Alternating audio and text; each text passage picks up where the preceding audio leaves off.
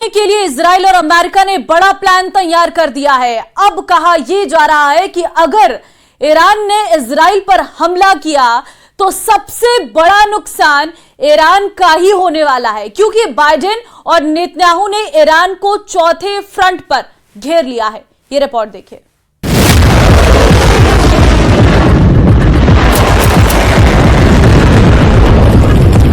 Publicly condemn it and resolutely fight it without exception.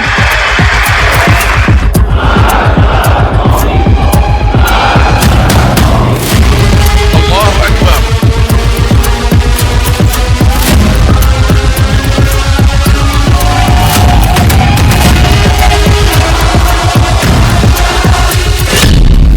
हानिया की कसम, Gaza बनेगा Israel.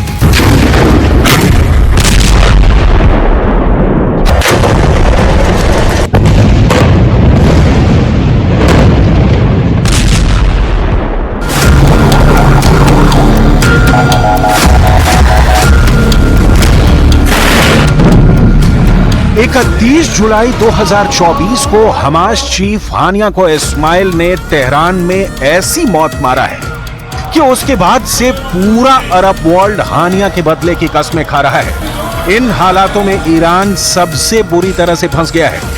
Iran के पास सिर्फ एक रास्ता बचा है, इजराइल को गाजा बना दो, वरना इजराइल और अमेरिका मिलकर ईरान को दूसरा गाजा बनाने में जरा भी देरी नहीं करेंगे। और इसकी भीषण तैयारी पूरी हो चुकी है।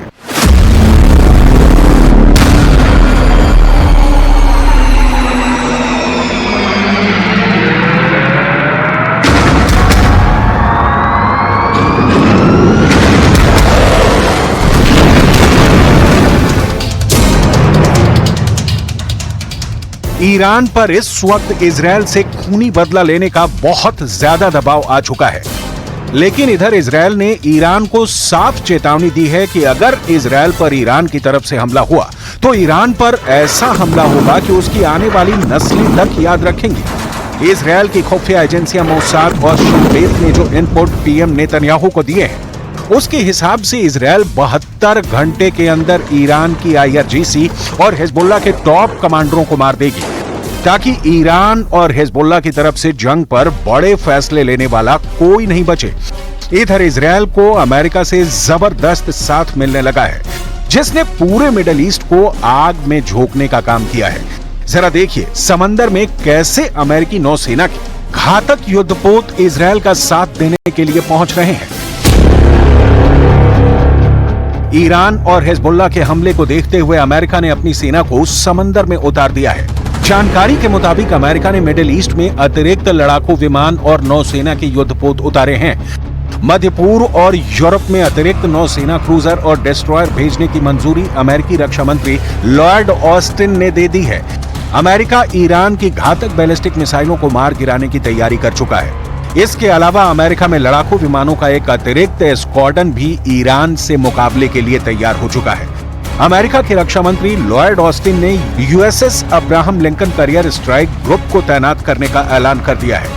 इसको लेकर पेंटागन ने कहा है कि इससे land based ballistic missile defence system और ज्यादा मजबूत होगा और ईरान और हिजबुल्लाह जैसे दुश्मनों को तबाह करने में जबरदस्त मदद मिलेगी। סגרנו חשבון עם מוחסן ונסגור חשבון עם כל מי שפוגע בנו, כל מי שטובח בילדינו, כל מי שרוצח את אזרחינו, כל מי שפוגע במדינתנו, דמו בראשו. هذه مواقف تاريخية، مواقف رجال، مواقف عظماء، يقول الموقف في الوقت المناسب. هذه جريمة لضيف على الجمهورية الإسلامية لا بد أن يدفع مرتكبها وهو الاحتلال الإسرائيلي أن يدفع الثمن. الآن نترك تدفيع الثمن للجهات المختصة. والقسام اليوم أعلن أن الاحتلال لن ينجو من العقاب وقد فتح الآفاق للمقاومة. لنترك الميدان يحدد كيف ترد الأمة.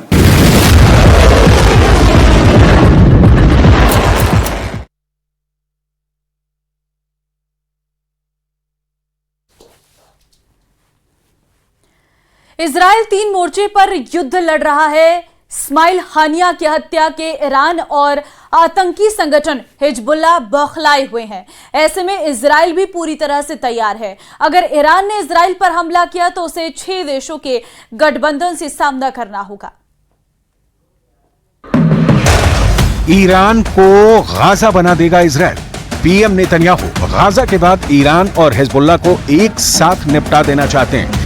इसके लिए नेतन्याहू को अमेरिका की सख्त जरूरत थी, जो अब पूरी हो चुकी है। अमेरिकी दौरे पर जब नेतन्याहू गए थे तो उस वक्त अमेरिकी कांग्रेस को संबोधित करते हुए नेतन्याहू ने डंके की चोट पर कहा था कि ईरान ही वो शैतानी धुरी है जो मिडिल ईस्ट में इजराइल और अमेरिका के ठिकानों पर आतंकी हमला करवाता है और अब हम ईरान और उसके समर्थकों को पूरी तरह से तबाह कर देंगे। नेतन्याहू के इस भाषण के बाद जहां 30 जुलाई 2024 को हिजबुल्लाह के नंबर 2 टॉप कमांडर फुआद शुक्र को बेरूत में हवाई हमले में मारा गया, तो वहीं 31 जुलाई 2024 को तेहरान में ईरान के सबसे सुरक्षित इमारत में रिमोट कंट्रोल बम से सोते हुए हमास चीफ हानिया को रात 1:45 बजे मार दिया गया। इजराइल को अच्छी तरह से पता है कि उस पर हमला होगा और इजराइल चाहता भी है कि ईरान और हिजबुल्लाह बड़ा हमला करें ताकि इन दोनों का भी वही हाल किया जाए जो गाजा में किया गया है। गाजा में 300 दिन से ज्यादा की जंग में 40,000 से ज्यादा फिलिस्तीनी मारे जा चुके हैं, जबकि 20,000 के करीब हमास लड़ाके आईडीएफ ने मार दिए हैं। जरा देखिए इजराइल को और कौन कौन से देशों का साथ मिल रहा है। ईरान को जहां Qatar, Lebanon, Iraq, Syria, Yemen, तुर्की और फिलिस्तीन का साथ मिल रहा है, तो वहीं इजराइल को अमेरिका का साथ मिल रहा है। कुछ रिपोर्ट का दावा है कि इजराइल को अरब देशों का भी साथ मिल रहा है, जिसमें सऊदी अरब, यूएई और जॉर्डन शामिल है। रिपोर्ट का दावा है कि इसी साल 13 अप्रैल को ईरान की ओर से इजराइल पर मिसाइल और ड्रोन हमला हुआ था।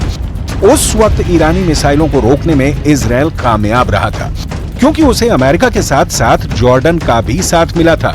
वहीं यूएई और सऊदी ने भी सूचनाएं अमेरिका को दी थी, जिसका फायदा इजराइल को मिला। המסר שלנו לכל המזרח התיכון השבוע, אנחנו מי שתוקף אזרחי ישראל, מי שתוקף את מדינת ישראל, אנחנו מוכנים ללכת רחוק, יודעים להתאמץ מאוד, להביא מודיעין מאוד מדויק, ללכת, לפגוע, להרוג וגם לקחת סיכונים. ותקפנו בביירות ואנחנו תוקפים בעזה, ואנחנו נהיה מאוד חזקים בהגנה ואחר כך גם נתקוף מאוד חזק. इधर इजराइल ने ऐसा वॉर प्लान बनाया है जो ईरान और हिजबुल्लाह के हमले के वक्त जबरदस्त काम कर सकता है। दावों के मुताबिक इजराइल ने बम शेल्टर तैयार करने को कहा। दावा किया जा रहा है कि जब ईरान घातक मिसाइलों से हमला करेगा और हिजबुल्लाह रॉकेट से इजरायली शहरों पर हमला करेगा, उस वक्त इजरायली शेल्टर में इन हमलों से खुद को बचाएंगे। इजरायली सरकार ने इजरायली लोगों को अपने बम शेल्टर को साफ करने और उसे तैयार करने को कहा है। CNN की रिपोर्ट के मुताबिक यरूशलेम में लोगों को निर्देश जारी किया गया है कि हमला होने की स्थिति में क्या करना है। लोगों को शेल्टर के रूप में इस्तेमाल किए जाने वाले पार्किंग स्थलों और बम शेल्टरों की सूची की फाइल दी गई है। इसमें कहा गया है कि लोगों को 90 सेकंड के भीतर बम शेल्टर तक पहुंचना होगा, वरना जान जा सकती है। यानी ईरान और हिजबुल्लाह के हमलों से बचने के लिए इजरायली नागरिकों के पास 90 सेकंड होंगे। इधर पूरी दुनिया की निगाहें इस वक्त ईरानी मिसाइलों और हिजबुल्लाह के रॉकेट ब्रिगेड पर टिकी है। जो जानकारी मिल रही है उसके हिसाब से ईरान, हिजबुल्लाह, हुथी और कुछ इस्लामिक लड़ाकों के ग्रुप्स ने इजराइल पर एक साथ हमले का प्लान बना लिया है। खबर तो यहां तक है कि ईरान के सुप्रीम लीडर अली खामनेई ने ईरान और हिजबुल्लाह के टॉप कमांडर्स के साथ मीटिंग की है, जिसके हिसाब से इजराइल पर इस बार निर्णायक हमला किया जाएगा। Supreme leader Ayatollah Ali Khamenei ने ईरानी अखबार कहान में लेख लिखा है कि पिछली बार ऑपरेशन में ईरान ने इजराइल के सिर्फ कुछ ठिकानों को निशाना बनाया था, लेकिन अब इजराइल के अंदरूनी इलाकों जैसे तेल अवीव और हाइफा रणनीतिक केंद्रों पर हमला होगा। खामनेई ने यह भी लिखा है कि हानिया की हत्या में शामिल इजरायली अधिकारियों के घरों को निशाना बनाया जाएगा। इस बार का हमला बड़ा खतरनाक होगा, जिसे इंटरसेप्ट करना भी मुश्किल होगा। رژیم صهیونی جنایتکار و تروریست با این اقدام زمینه مجازات سختی را برای خود فراهم ساخت و خونخواهی او را که در حریم جمهوری اسلامی ایران به شهادت رسید وظیفه خود می‌دانیم.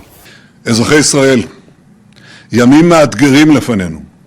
מאז התקיפה בביירות נשמעים איומים מכל עבר.